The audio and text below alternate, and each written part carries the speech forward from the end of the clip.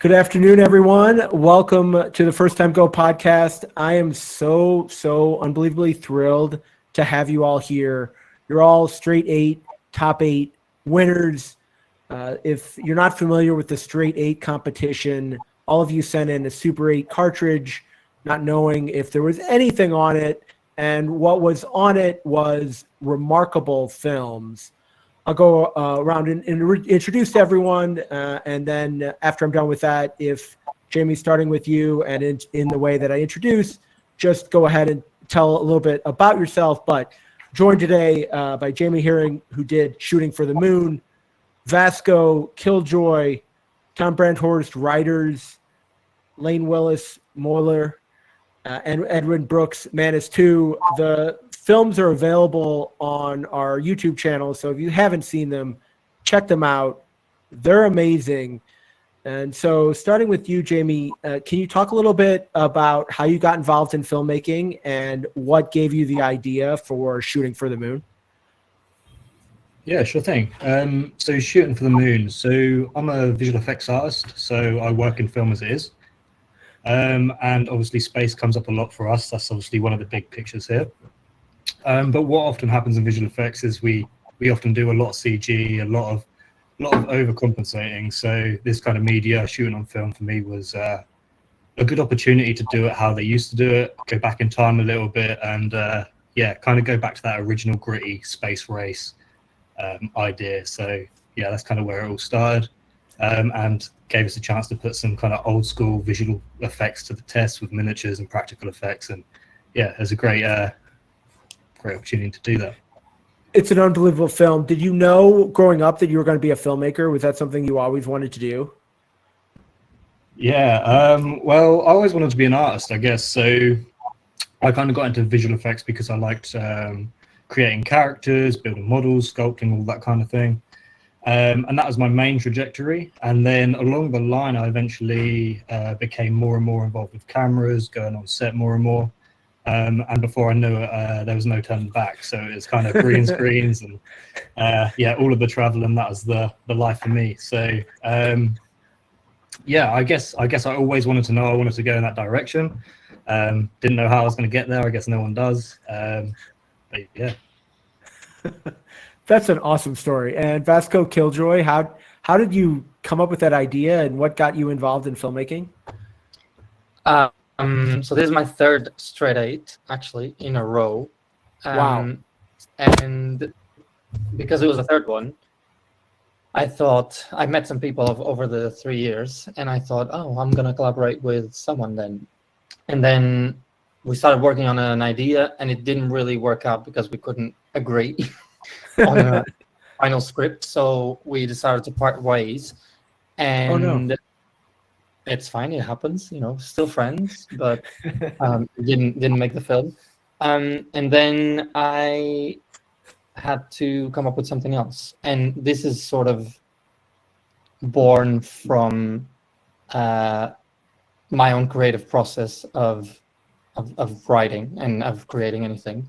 And it's about self-sabotage and how you doubt yourself so much through the creative process. And that's basically how I came up with it. I'm just going over the same subject over and over again.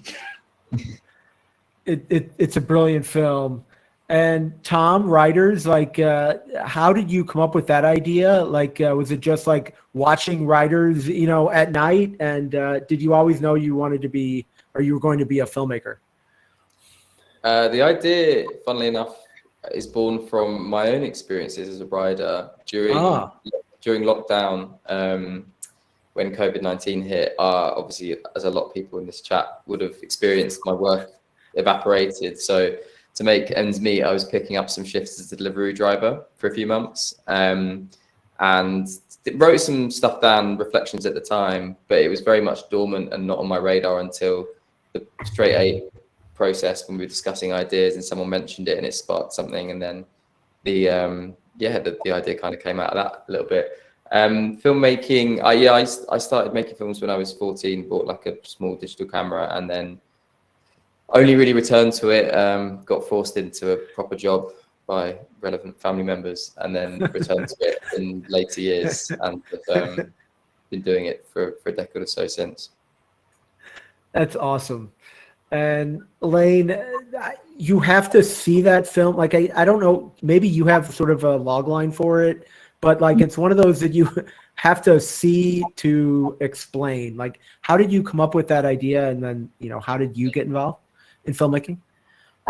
So there was a lot of cooks in the kitchen for this one. So myself and my partner, Anna, together, we have a production company called Heavy Boots. And so we collaborated in direction with Angelique Axelrod, who has a production company called Aka Productions. So all three of us are queer, female, non-binary-ish identifying folks. So the idea in itself kind of was sparked by specifically like sapphic capitalization and how we can kind of abstract a wet dream, to be completely honest. Yeah. We tried to use movements that assimilated something that could be seen as humping, but is different, like humping with a shoulder, for example. Right. Something like that. So it kind of started with that in terms of movement design. Heavy Boots is equal part dance company, equal part production company. So I'm a choreographer. My partner is a DP. So the two of us kind of sculpted those images together. We usually work a lot with nudity, and we were curious about working with nudity in like a larger volume. Worked with an intimacy coordinator to make sure that everything was copacetic. But it's ultimately just a very strange wet dream. Unbelievable. And to do that, like, for people listening who aren't familiar with Straight Eight, she did that knowing that maybe it wasn't actually recorded, which is just like so unreal, Layne. Yeah, for selfish purposes, we had a black magic with us, and we were like, maybe we'll take some vignettes because the folks that we were working with were so talented and the images came out so beautifully. And then halfway through the shoot, the three of us kind of looked at each other. We were like, we haven't shot digitally at all. So it feels like it's just calling, the high risk element of this is just kind of calling to us. But to answer your original question, which I never did, I got into filmmaking from dance. I'm a professional dancer. I was living in New York City for quite some time, focusing on live performance. But then once moving to LA, I shifted over into dance for film. And now we have this production company, long story short. That's awesome. And when Manus was like maybe a love story, did you see it like that? Like I felt like I was at a summer barbecue. Was that the sort of the intended feeling? And like, how did you come up with the idea, and how did you get started? Well, I guess it is a love story. It's actually a sequel to a movie that was not accepted to the first Straight Eight last year because I didn't follow one of the rules because I didn't read the rules close enough.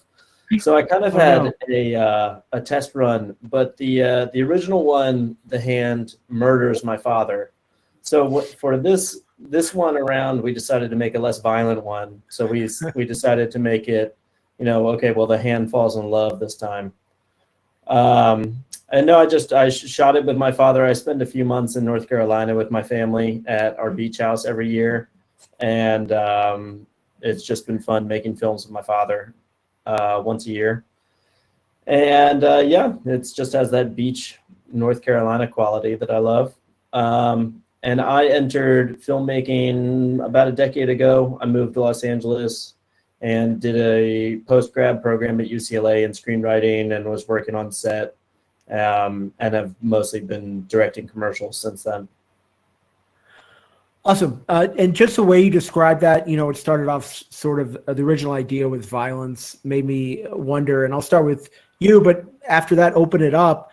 Do you think this genre, the Straight Eight competition, these short films, like, is it easier to tell a story that involves elements of fantasy and horror? I mean, this was a love story, but like on your previous efforts and some of the efforts of the winners, it verges into fantasy and sometimes horror. When do you think that is like maybe easier to come up with a 3-minute story, or that maybe that's just luck of the draw, that it can be a different year, could be different type of stories? I think the fact that it's only 3 minutes is it's easier to tell a full circle story within that time. But I also think the lack of dialogue lends itself to a real visual story, which it's easier to tell a horror story or a fantasy story if you have no dialogue, rather than, I think something like drama really requires some of the nuance that comes with dialogue. Okay.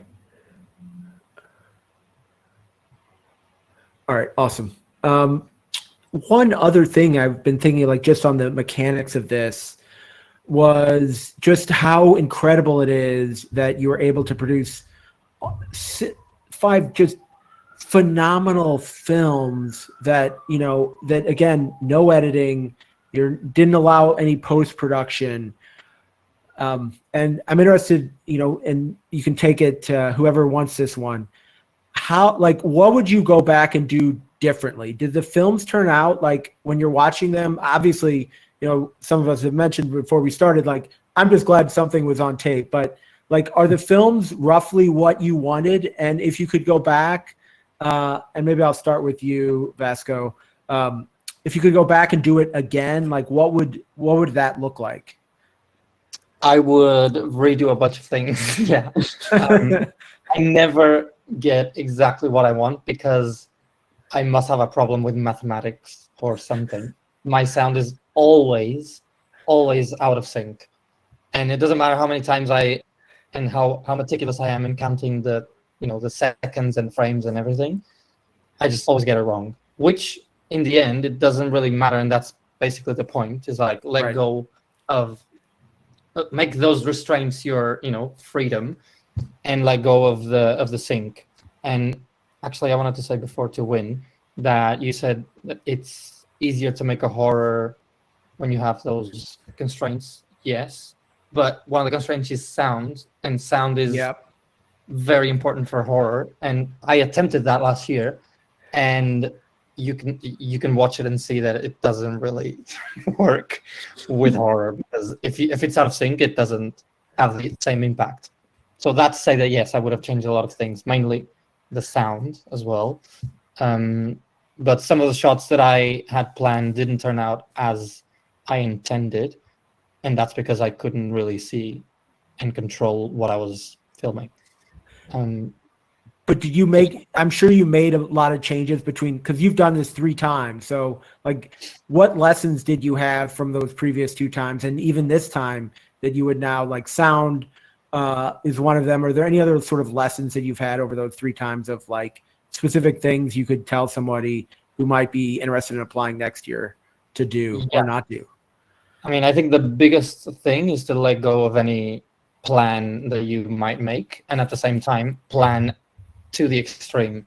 So you have to plan everything to the millisecond of what you want, and then when you start shooting, you just have to let go if it doesn't go according to the plan.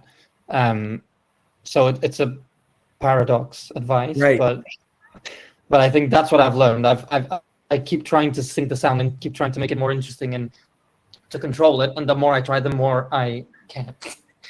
So some people can, and it's also just me and my team. But I think just let go and see what happens, and plan to the extreme. Yeah, every shot, everything that you want to see. That's great advice. And Tom, I want to go over to you on this, because I feel like with writers, you were very adventurous with sound. And did it turn out the way you wanted? And would you do things differently if you had to film it over again? By adventurous, do you mean trying to like sync things and have it roughly themed by different moods in the music? Well, I thought it was great, and I just, you know, it really touched on what, like, I thought you were very adventurous with the sound. Like the sound was very noticeable on yours, in a way that, you know, in watching some of the other straight eights, you can tell, because it's so hard to get sound right, and I feel like you were very adventurous with sound. Maybe I'm wrong. You know, maybe that wasn't one of the things you put into it, but I got that sense from watching, you know, all of the straight eight, you know, ones that they've shown, that you specifically were adventurous when it came to sound. No, yeah, I think so. I think from the start, initially it was kind of like a music video in some ways, and we discussed whether that was the right approach or not. And in the end, it kind of felt somewhere between a music video and, I don't know, a narrative piece. I think from the start, it definitely turned out how I was expecting. I think maybe the only thing that was slightly different was the mood. It was meant to be quite funny. It was meant to be a bit of like a comedy in terms of the juxtaposition of very like serious, grandiose voiceover with the really emotional track, and then very mundane, quite depressing delivery scenes. That was meant to be a funny combination, and then when it came back, it was like, oh shit, it's actually quite sad and quite accidentally moving. I still think it's a bit funny, but like nowhere near as it's meant to be. So it didn't turn out quite as expecting, but in some ways that's the beauty of it. I think that coming out with a new mood that you weren't expecting is interesting in itself. That's awesome. And Jamie, was the shot and the film essentially what you expected, or when you saw it, was it different in some ways? Yeah, it was nothing like what we expected in some ways. So we obviously didn't see it like anyone else till we went to Cannes, and of course they put ours on first, which was great because we couldn't even really focus on the others, because ours, when it played, the first shot didn't even come out. And then because the first shot didn't come out, everything was off sync. So that was really interesting for us. But we did actually use a black magic on the side. So we tried to film everything, get a rough edit that we didn't make any adjustments. We just wanted to throw it into a timeline to at least give our sound guys something that they could run with and develop. So we had a rough idea of what we were kind of hoping for. And the black magic camera is quite nice, so it's all very clean and very crisp. So we had expectations, and then when we went and saw it for the first time, it just didn't start where it's supposed to start, and the entire sound was off. And this, as we kind of came out of it, we realized, obviously, with a lot of the older cameras, the film stock, you're going to get a little bit of slipping, a little bit of problems here along the line. But I've got to say, we also got very lucky at the same time. Because our sound, the idea of it as it kind of gets towards the end, they land on the moon like a vacuum, the sound kind of completely goes silent, right? And we put that into the original idea, but you could still hear slight kind of muffling within the helmet. You could still have a slight feel to it. But in the cinema, the sound kind of cut out at exactly the time in which they opened the door on space. So though the sync was out, we still got the same effect. It was just more dramatic, and that was just by complete chance. But everyone thought we kind of meant it. So yeah, I mean, there was definitely pros and cons. The digital edit that we saw, we looked at that, and there's a couple of shots in there where it's like, wow, we just wish we kind of hit that mark. But then there's a couple of other shots where we just couldn't have got that kind of real gritty feeling that we got on the 8mm. That, yeah, I mean, even in visual effects, it's like we have so much time to play with every pixel and get it perfect, but having that like freedom, just saying like what we've got is what we've got, we get the unexpected. And yeah, there were some things that we really liked about it. That's awesome. So did you all know, like, when they showed all the films at Cannes, did you know when your particular films were going to play, or was it just like, oh, I know I'm a part of this, and waiting for your film to show up? There was a program released when you're in, I think. I can't remember now, but I think there was a QR code with the program on the screen. Right. Or something. So we had a rough idea. That's fantastic. No, in talking with Brendan, like, he didn't. There was no notification. He just found out and then had to book tickets to Cannes. Like, I think that adds sort of like a fun little approach to it. And it segues to my next topic, which is short films. Like, I feel like this is a great medium to celebrate short films in a way that you can highlight each film and market it in a way that can attract attention. Layne, I'll start with you on this one. Like, do you feel like this was a great marketing tool for your films, and what else needs to be there for short films to find an audience? Like, you got Vimeo and several other do like shorts of the week, but does there need to be more things like Straight 8, more things like that in order to give short films a market where people can make it and, you know, allow their talent to shine and grow their careers? I think that's a great question. I know there are the huge ones like YouTube and Vimeo in terms of platforms to showcase your work on. I do know a few like smaller, more underground, like private like platforms that kind of showcase just music videos or short films, for example, in like a category. But what I really loved about Straight 8 was the handicap of like shooting through one roll from start to finish.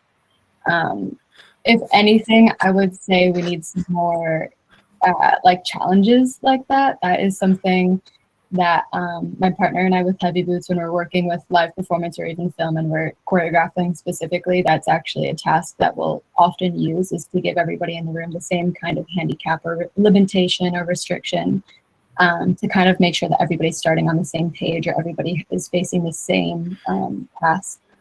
And that's what we loved about Super 8 in itself. So if anything, I think that we should definitely have more competitions where everybody has the same challenge. I think it's a great leveling of the ground for artists. Yeah.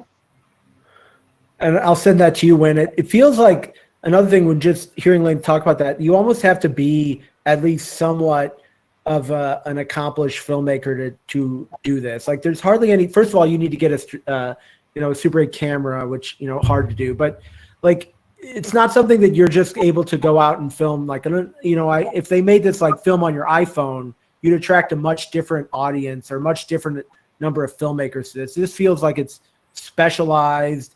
Do we need more of those kind of things in order for like short films to get noticed and make progress in this area? Yeah, I think yes. This was actually our first time ever shooting on film, like period, which was a huge challenge for us, obviously. But, it was really exciting. I mean, like with the stakes being like so high as like you could win this competition or like you could just never see this again. Kind of gap. Right. It was really an exciting approach. I definitely think that there should be more. I love a high stakes kind of competition, high reward, high stakes. Yeah.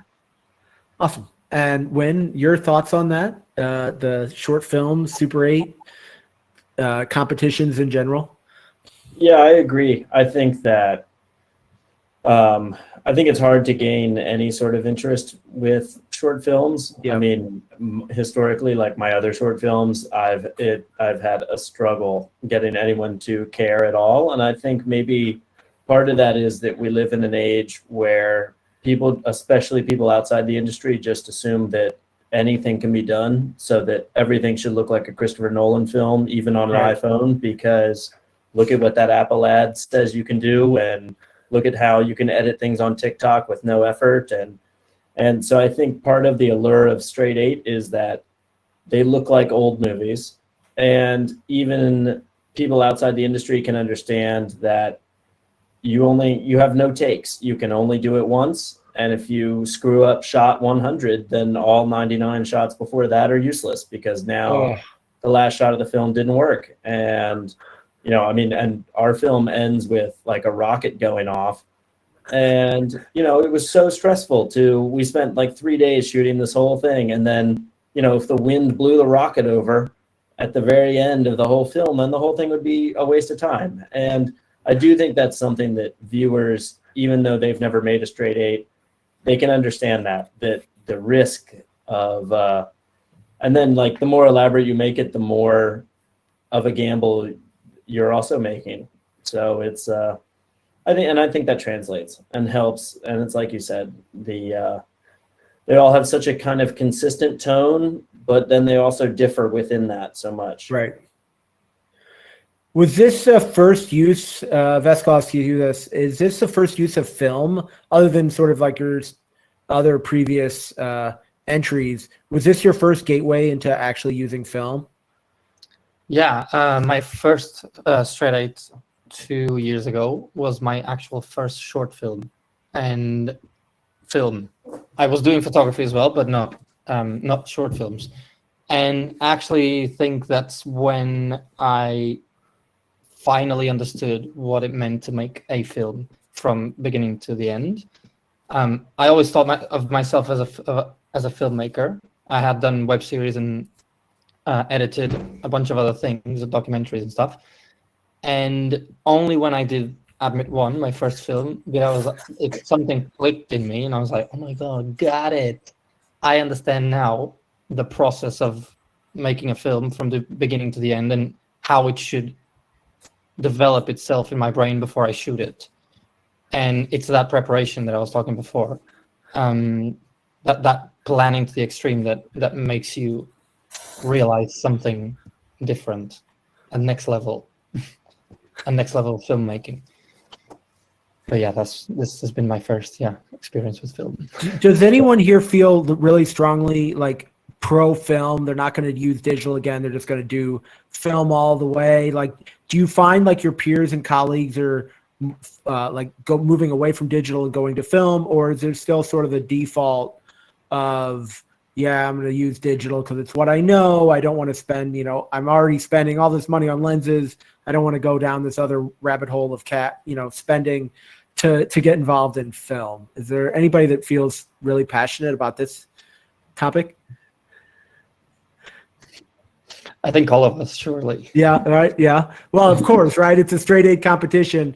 You wouldn't, if I'm talking with people obviously who love film, but do you feel like there is some sort of movement, and maybe I'll direct this to you, Tom, like, do you feel like there's a movement to like certain filmmakers who are really interested in the craft, which all of you are, like, to utilize film because it does involve that extra level of competence and ability and knowledge to be able to use?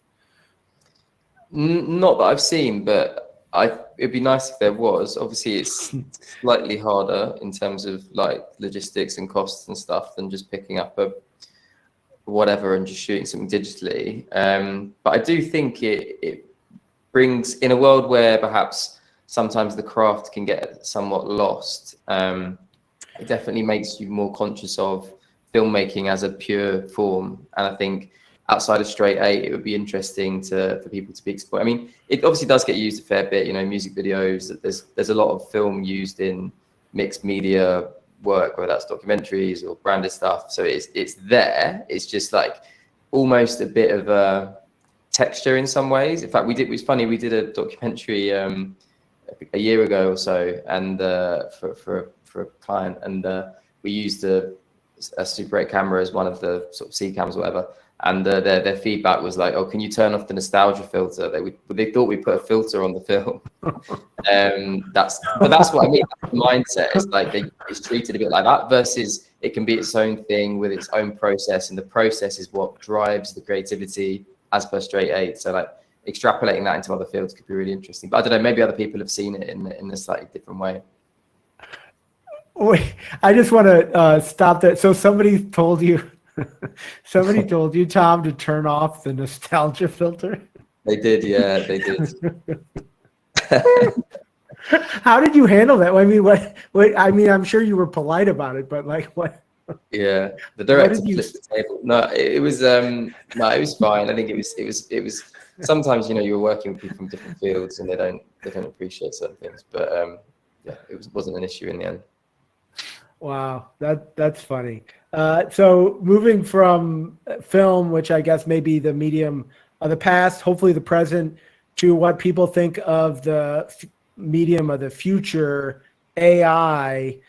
Jamie, I'll start with you on this. Like, at some point, and maybe we're there already, I haven't really experimented with it, but you could type in a prompt of like straight 8 film going to the moon, and maybe you would get something like similar to what you shot. Like, I don't know, but at some point that might be coming. So Jimmy, starting with you, what are your thoughts on like AI in filmmaking? And like, do you feel like it will allow filmmakers like yourselves that leg up because it'll like accentuate originality? Or do you feel like a lot of times companies will just start paying for, the least common denominator, and then, okay, well, if they can create like a nostalgia film using a prompt, well, I'll go with that rather than the creators?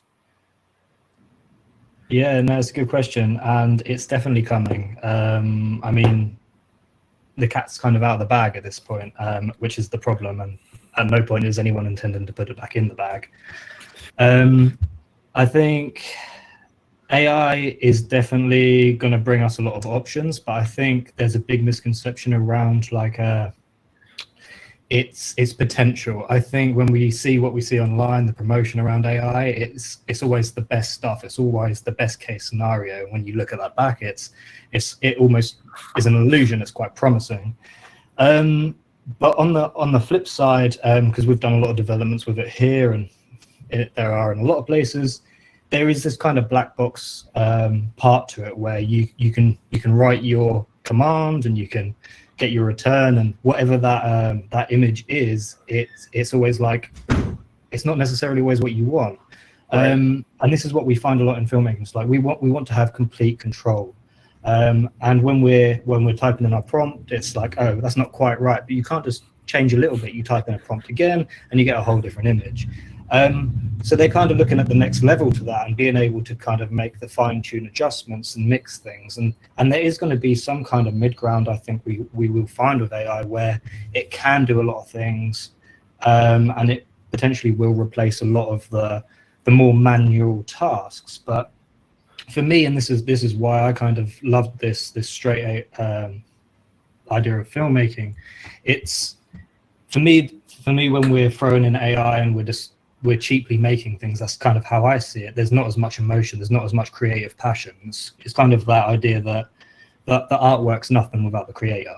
It's okay, that's great, but I don't want to buy IKEA shelving. I want to go and buy that thing that's handcrafted. Right. And hopefully that's what I'm hoping we get to with this. It's like you can batch make all of this films, all of these content with AI, that's great, but we can see it, we can understand that. But then them independent films where they've come along, whether it's a film format, whether it's a different story or a different shooting style, it's someone's heart and soul's kind of gone into that, and I think that's going to be the difference. It's not the medium, it's how we use it. Unbelievable answer. That's incredible.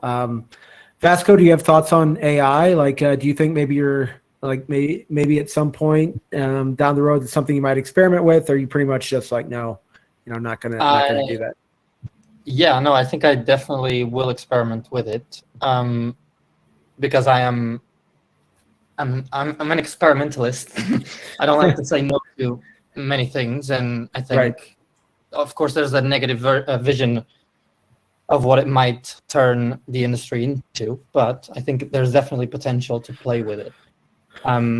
With my work, which for straight eight tends to be more poetic and more personal, I don't think I would use it to write the text per se, but I definitely want to play with image manipulation and creation. I think it's a great tool for seeing or like making visuals of the project before you film it. Right. And I want to get into that so that I can visualize better before I go and spend all that money in making films. I think it's a great tool for proof of concepts, basically. But I haven't done it yet. That's an interesting point, because all of you are by definition of being here as straight eight winners, like experimental filmmakers. Like, do when Layne, do you feel like that need to try like AI because you're into experimental filmmaking, or do either of you like are gonna just say no to that altogether? Layne, I'll start with you on that one. AI is so interesting. I really believe with what y'all have been contributing about it. I think it's a tool similar to other forms of technology that have developed over the past 25 years that can be used for a lot of good. But I fear that our society just isn't necessarily in a place to use it for all the reasons that it's probably advertised and glorified for. As a filmmaker, to be honest, I'm not totally interested in using it quite yet. I'm totally okay with being the last to join that bandwagon. I think for me personally, I would be curious to know what my collaborators on this film would think. But for me personally, coming from a live performance background majority, interesting. I'm more interested in ephemerality on film. So that's quite literally the opposite of that. So for me, I'm all set, but I think it would be great to use as a proof of concept, kind of like what Vasco was saying. Like these used as a tool, but not the end goal. Do you feel similarly, Win? Yeah, I completely agree. I really have no interest in my own workflow, but in terms of creating marketing materials or storyboards, I can see how it would speed those processes up. But I don't know. We as a species have been making wonderful films for 120 years, and I don't really need any more tools to continue to strive to make the films I want to make. Love that so much. So I'm so excited to hear what you all are doing next. Like this is such, all the films, like I'm sure you agree, like all the films from the winners were amazing. And I'm really interested to know, like, you know, what everyone on this, on the whole winners were doing next, but especially, you know, the top 8, the ones that really excelled. So starting with you, Win, what is the next project for you, if you can talk about it? Like, you know, what does the next year look for you? If there's anything that you're working on that you want to talk about? Sure. I have one of the scripts I wrote while at UCLA is currently with a production company, and we're in the fundraising stage of what will become my first feature. Yay! As a director. All right. So, you know, hopefully that takes a year, maybe it'll take 10, but we will get there eventually. And yeah, I would like to just move towards features. Yeah, it doesn't really have anything to do with straight 8, but I would like to do another straight 8 at some point. I think if I do, I would like to do one that's really experimental, maybe all one take, maybe something kind of abstract. I don't know, something like that. I was going to say, surely the feature's got to be Manus 3. Yeah, exactly. I don't know if an aluminum hand can really keep the interest for 90 minutes. But we can certainly try. Tom, what's next for you? If somebody wants to see your work, is there a place to go? Like what projects are you working on? I'm probably the least conventional. I'm a creative director in my normal day job and just make these things on the side. But it has made me, I mean, I was with the Glance guys, the production company I did it with this week, and they said, do you want to do straight 8 again? And I said, unless I have like an amazing idea comes to me, I don't think I'm going to like sit down and think about it. It has made me, though, the fact it was so well received made me a bit more confident in terms of trying to work on a feature and maybe going a bit more bombastic with the silly things I normally do in my spare time. But we'll see. I'm sure if you follow me, some weird shit will pop up at some point in the next 12 months. Yeah, and I'll link all of your Instagrams on the show notes here. Vasco, if there's is there a project the next year or so that you want to talk about? That are you going for 4 years in a row to straight 8 as well? Well, all of us top 8s have an entry for next year, so I feel obligated to. I don't know if I will, but I have to. It's a good practice as well to do this once a year. It's like that saying. It's like one straight 8 a year keeps the doctor away. Doesn't rhyme, but you know what I mean. And right now I'm finishing this other short film that it's more of a photo film actually, that I've done in January, and that I've been dragging for 6 months. So I need to finish that and send it off to festivals and stuff. That's what I'm working on now. Awesome. And Jamie, another moon landing in the future? Are we putting sci-fi and space and moon landings away? The trauma of the last one was too much, I think. After shooting a 3-minute movie and ripping down an entire space land, I was no, I definitely writing and looking to do something a bit longer this time around. I guess for me, I've always been in the kind of film industry and been on the big projects, but never been on the starting side. So kind of figuring that out along the way at the moment. But in terms of ideas and creativity, I'm not struggling. So I guess, yeah, we'll see what happens. Awesome. And Layne, you want to bring us home here? What's next for you over the next year? Are there any projects that you're really excited about that you can talk about? Yeah. I know Angelique with Aka Productions is in grad school right now and is loving it. Very exciting at NYU. For Heavy Boots, we're kind of slipping back into live performance. We kind of like flip-flop between both. So currently we're writing a script for our next short film that will hopefully shoot in around January. And for live performance, we're actually presenting work at TED Next in October. So you can see us streaming live there. Fantastic. This was phenomenal. Your films are phenomenal. I've linked the films below. If you've somehow listened to all of this and haven't watched the films, I don't understand how that happens, but you definitely want to see them. They're simply amazing. And you see, just from listening to this, just the sheer amount of work and creativity that all of you put into these films. It's amazing. I am so glad that you all were able to share your art. And I'm so glad that you were able to join me today on the podcast. Thank you all. Thank you. Thank you. Thank you very much. Cheers.